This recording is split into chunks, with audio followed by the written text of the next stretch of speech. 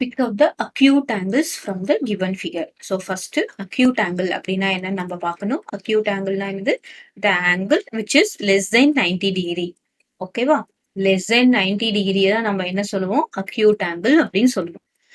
எக்ஸாக்டா 90 டிகிரி அப்படி இருந்ததுன்னா நம்ம என்ன சொல்லுவோம்? ரைட் ஆங்கிள் அப்படின்னு சொல்லுவோம். அதுவே greater than 90 degree. Okay, obtuse angle நம்ம என்ன சொல்லுவோம்?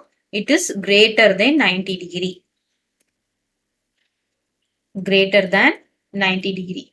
So we call it as obtuse angle.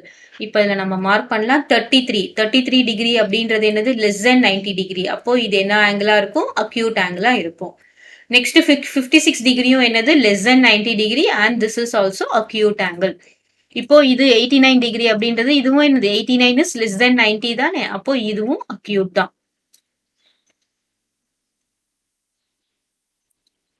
Okay, now this is exactly 90 degree. அப்போ இது என்ன ஆங்கிள் அப்படின்னு பார்த்தோம்னா we call it as right angle.